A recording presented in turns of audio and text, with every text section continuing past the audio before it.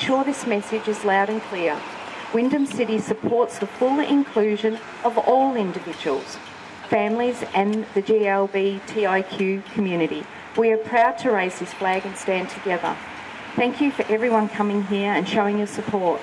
Now I'd like to introduce Michael Young, and then we will raise the flag. Thank you.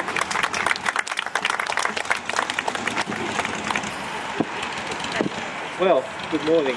It's wonderful to be here.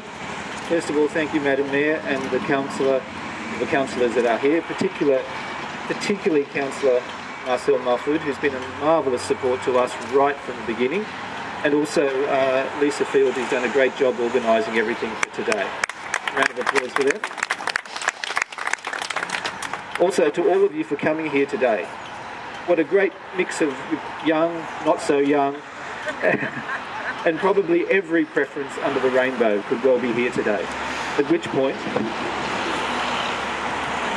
I'll just hold up this one. Thank you, Amy. This sort of sums it all up. QLBTIQ equals normal. And that's what we're all about. And that's the acceptance that we'd like to see. Okay, so meet your QLBTIQ neighbours. It's easy for me, Kim, because I've said it so many times. So the Meet Your QLBTIQ Neighbours is now on Facebook as Wyndham Rainbow Neighbours, on Twitter as Rainbow Neighbours, and there's also a website nearing completion, and you can email us at neighbours@tpg.com.au. There was always people talking of doing something social in our area, but I decided enough talk, let's do something about it. And here we are today, thanks to all of your support. Before we started, as individuals, many of us thought that we would find little support. And we were also a little scared of what might happen if we chose to stand out to our neighbourhood as QLBTIQ. We were afraid of imagined homophobia. And the simple fact was, we were very, very wrong. The support we've received from within Wyndham, from the council, businesses, media, eateries, and from within the multifaceted QLBTIQ community has been a pleasant surprise and a great inspiration to us all. Also, I want to thank all of you who have been brave enough to make the first step to come out to one of our events and to make a public stand. We found great strength and joy in our unity and openness. So, as Kim said, IDAHO Day is the International Day Against Homophobia and Transphobia, recognised in over 60 countries around the world on today, the 17th of May, when in 1990 the World Health Organization removed homosexuality from its list of mental disorders. Now, homophobia. It's the term used to describe the irrational fear, hatred, aversion to, or discrimination against people who are homosexual or same-sex attracted, or who are perceived to be homosexual or same-sex attracted. Human Rights Watch will this year honour US President Barack Obama and Jamaican Prime Minister Portia Simpson Miller in a Hall of Fame. They took a political risk by speaking out in favour of inclusiveness instead of discriminating against people based on their sexual orientation and gender identity.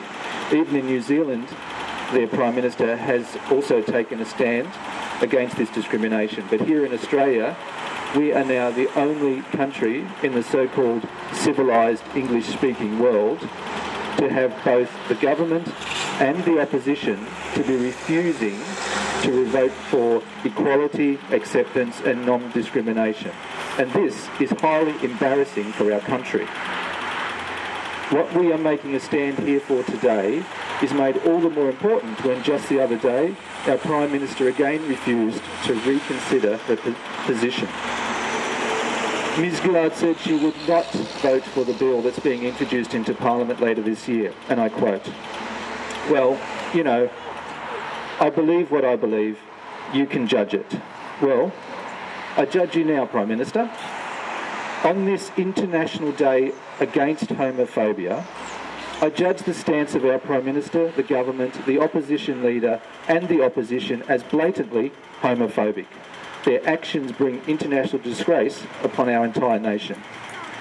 The government treats us the same as all de facto couples in many ways, but then refuses to treat us the same when it comes to our dignity and true equality. Unfortunately, the clear, deliberate and vile discrimination and homophobia that was added to the Marriage Act by John Howard to gain votes is still in place, and that action will perhaps go down in history as his greatest disgrace. Yet, current government and opposition continue to uphold it.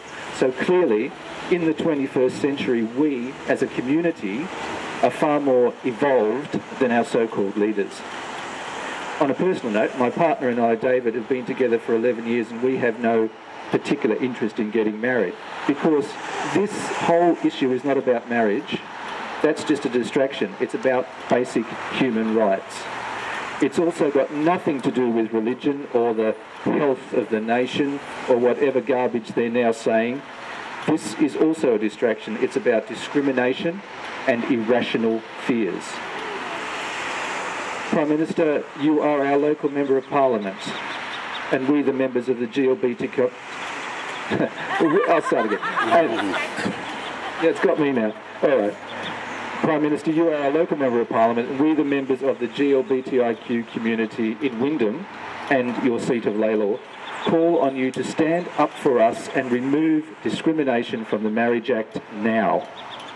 You have the chance to correct this. As a woman living in the lodge with her de facto partner in the 21st century, you above all people should be supporting us and fighting for us, not refusing to reconsider your permission. You should be standing here with us today. And this is why we need IDAHO Day. It's a great opportunity to challenge homophobia and to celebrate diversity. Taking a public stand against this irrational fear, irrational hatred and irrational discrimination that should no longer exist in this 21st century. This injustice and inequality continues to cost lives of those who cannot handle the unjust judgment that our laws bring on our community. So being here today, we are all making a difference, even if our nation's leaders refuse to do that themselves. So here we are today. Let's stand proud, stand united with each other and our straight supporters as we stand together against the irrational fear, irrational hatred, irrational discrimination that is homophobia. And now let's proudly raise the rainbow flag together.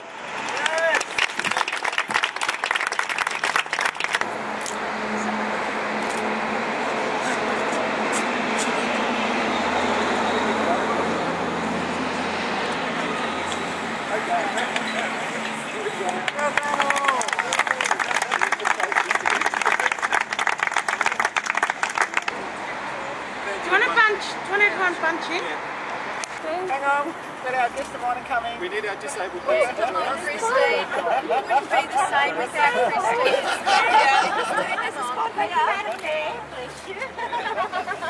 Now I'm running over feet. Be careful. Thank you. I'm going to go back in. I'm going to get next to it for a photo. I'll climb up.